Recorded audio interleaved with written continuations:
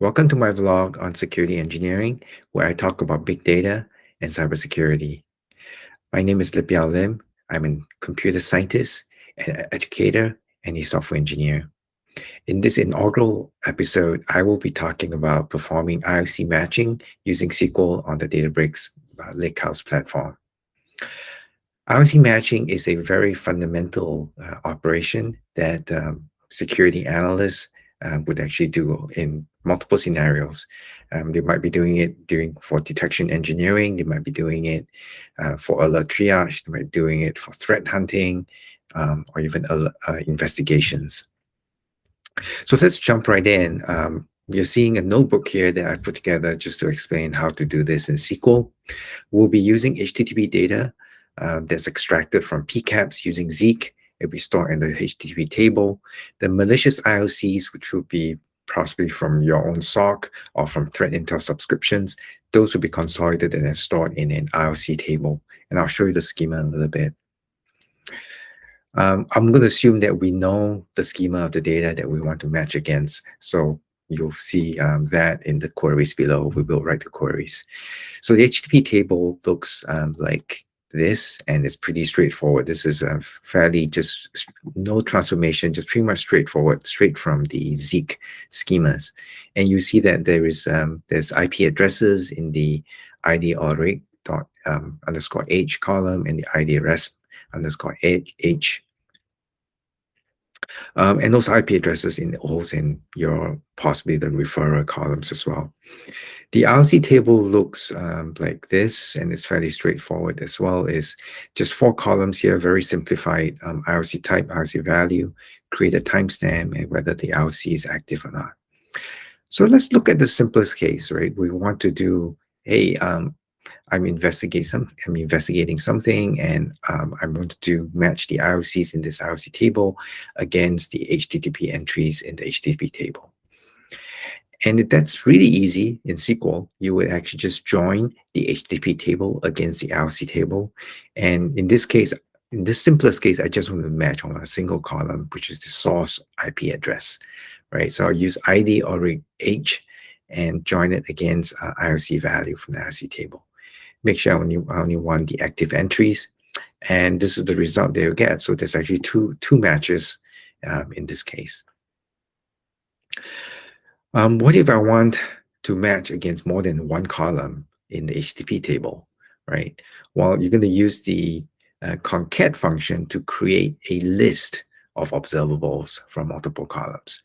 Just going to use the term observables to refer to the IP addresses or FQDNs or hashes that you extract from data. They are not necessarily malicious, so they're just observations or observables. So this is the query that you would use using the concat and converting the values in the column to an array, concatenating them, and you get back an array of observables for each row in the source data. What about columns that have IOCs as substrings or observables as substrings, for example, right? So we can use regular expression. In this case, I'm going to use regex extract all, and this is a built-in function that will extract based on the column the regular expression given by as a parameter to that function, right? Here, I'm just using a very simple regular expression without any extra checks on the IP addresses, just four digits, 4 numbers separated by 3 dots. And you can see, you can run this query, and this is I'm just extracting from the referrer column, and these are the results that you'll see. Now, if we put those 2 queries together, we can now concat all the extracted observables into an array. In this case, I'm just doing the source IP address, destination IP address, and the IP address that we extract from the referrer column. And this is what you get. Of course, you can include additional ones. You could also include FQDNs, hashes into this extraction as well. And it's up to you whether you want to use separate observable lists for them or just want them in a single observable list. Both will work just fine here.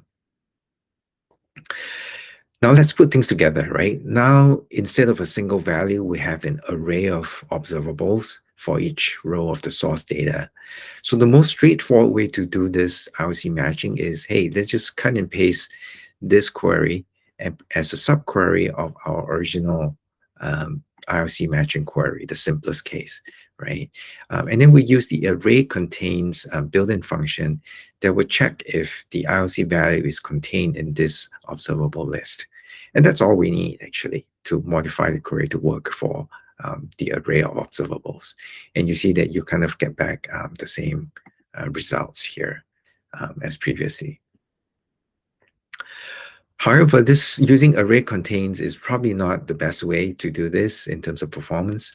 Oftentimes, joins that uses a built-in function or a UDF in its predicate is often much more expensive.